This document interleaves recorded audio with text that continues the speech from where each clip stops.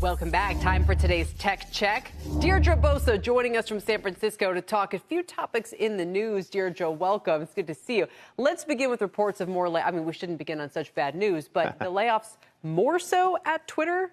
What are we hearing? Yeah, it's happening. And hello, everyone. Welcome to the new Tech Check. First up, as Kelly said, those layoffs, they continue in the industry as it continues to reckon with a slowdown. Palantir also, that was out just this morning, the latest to announce that it is cutting 2% of its workforce. And over the weekend, the big story were those layoffs at Twitter. So there's more reports as well that Meta is going to do another round. So for investors, the takeaway here, it's got to be that cost cutting, guys, a focus on margins has worked. Think about what they're saying right here, ladies and gentlemen. First, let's bring it back in. Over the weekend, Twitter, the head over there, Elon Musk, and all of their management team announced that there'll be more additional cuts over at Twitter, right? They went from 7,800 employees to less than 2,000, and now they're cutting more. Meta is cutting more employees. Palantir is cutting more employees.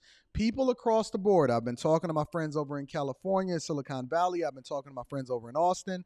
I've been having conversations with people that got companies down in Florida. People across the board are finding themselves in a space to where they can't control what's going to happen to you. Thank you for everybody that's super chatting. I'm definitely going to get to that. They can't control what's going to happen to them. We live in an environment where the overwhelming majority of people believe that just having a job is enough. It's not. In 2023, and I've been warning you guys for the last 2.5 years that this was coming, that there was going to be slow pain, and then we're going to continue to ramp up, and then it's going to last for at least 18 to 24 months, which is the equivalent of 1.5 to 2 years, and that people were going to start falling out of favor, and you was going to start seeing people fall off. Now, right now, people are filing for their tax returns, so they still not really getting it. You see a lot of traveling. You see a lot of people stunting on Instagram, people really pretending. But the reality is that, as she mentioned in this video, the only people that they're concerned about is investors. They don't care anything about you as a worker unless they need you to continue to put out more product. The only people that they care about is the people that are producing. If you're producing and you're adding value into the company, then that's what the goal is. Don't sit there and be bamboozled by the idea that you looked at the State of the Union address and Biden said, we're bringing more jobs back into the United States of America. Don't go by that. Don't focus on what it is that your local politician is selling you. Don't focus on what it is that your homegirl is posting on Instagram. The reality is that there is going to be a lot of people that are going homeless. We already have a homelessness problem inside the United States of America. We got a homelessness problem. Among that, we have a debt problem. We have a housing shortage while also having an inflation problem. And then on top of that, we have an affordability crisis.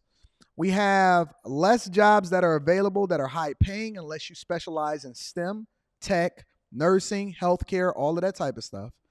And then more importantly, most people are sitting there praying and hoping that the Supreme Court today forgive their student loan debt so that they can continue to manage their lifestyle by, even if you then get a promotion or a raise or you're making more money, all you do is continue to raise up the amount of money that you're spending in your budget instead of allocating that towards the thing that actually matters.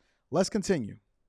For tech stocks, they were able to regain market leadership this year. But now the question is, can more cuts sustain those gains, or do investors start looking for a transition back to top-line growth? Kelly and Tyler, today at least, that tech trade is working. It's coming off the worst week of the year for the NASDAQ 100, but back on track at least to start this week, midway through Monday. Let's return to a frequent topic. Kathy Wood on our air this morning. She's been out chopping wood, stacking it, and her flagship fund up 25% this year. What's going on? Yeah, poster child of at least the unprofitable tech trade. And there was a lot in that interview. The ARK ETF rebounded to start the year, of course. But February performance, it has fallen off along with... Do you know what an ETF is, ladies and gentlemen? Do you know what an ETF is? An ETF is a collection of companies that's then managed by another company or portfolio manager that allows for you to be able to take less risk and then be able to really, really leverage diversifying your portfolio so that you don't have to worry about handpicking individual companies that you want to add to your portfolio yourself. It's the lazy way. It's like a mutual fund, but a little bit different. But it's the lazy way for people to then get into things. But what do I teach you inside of the Bag Chasers? I appreciate you for the super chats. I'm definitely going to tap in. What do I teach y'all inside of the Bag Chasers? I teach my people inside of the Bag Chasers that it's important for you to understand what you're investing in instead of just blindly throwing your money at the wall. And then more importantly, you have to have a long-term strategy for what it is that you're looking to do from an investment perspective in order to protect your assets. So for example, one of the things that I do, because I always need my money working for me, one of the things that I do is I leverage and I allocate the majority of my resources to be able to be held in my brokerage account, in my portfolio, until I decide that I want to deploy those resources and those assets into other things like real estate, right? So what I'm trying to tell you guys is that it's going to get worse before it get better. It's going to get worse before it gets better. And what these companies are focusing on, what the leadership is focusing on, is not how they can help the little guy. It's not how many jobs they can bring to the United States of America. It's how it is that they can extract the most amount of money and incentives from the federal government, such as these chip companies, such as these new manufacturing plants. They're getting incentivized in order to build it. And I'm going to do a webinar inside of the Patreon that helps y'all to understand how it is that you can leverage what it is that you're making in order to make more money. The new investment ideas that I'm coming up with, building a business, doing a thing that adds the most value into your money, because this is the time. Now, there's another side of this. This is the time in which the majority of people are going to suffer. And I hate to tell y'all this part. This is the time where the majority of people are going to suffer. In suffering comes opportunity, and more importantly comes money. When the majority of people are suffering, those that have resources are the one that profit off of the pain. Those that have resources are the ones that profit off the pain. It's a grim, bad, capitalistic reality, but I'm just going to tell you, either you plan to win or you plan to lose. Either you're going to be on the side of the winners or you're going to be on the side of the losers. In the 2008 recession, it was a whole lot of people that went poor and lost their homes, and then there was a lot of other people that actually capitalized off of it and bought all of that stuff that everybody else was losing at a discount, because people did not do what I've been telling y'all to do over the last 2.5 years in order to prepare yourself for the opportunities that came now. I warned you. I told you.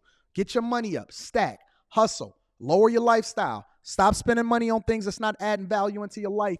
Make the sacrifice now so you can be rich for the rest of your life. But a lot of people wanted to ignore that because they was real focused on balling now instead of balling forever. The people that are running these companies, they're more focused on top line growth, focusing on growth while also cutting out the cost. So all of these 32 masseuses over at Google, all of these people that's worthless, that got these bag weaving degrees and all of this other type of stuff, you better gird up. I went through these lessons when I was in my early 20s. I suffered as a result of it. I went broke. I had to move back into my mom's basement. I'm richer than I ever been.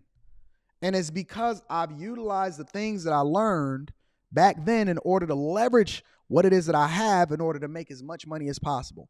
The other side of it is you don't have to go through what I went through in order to become successful.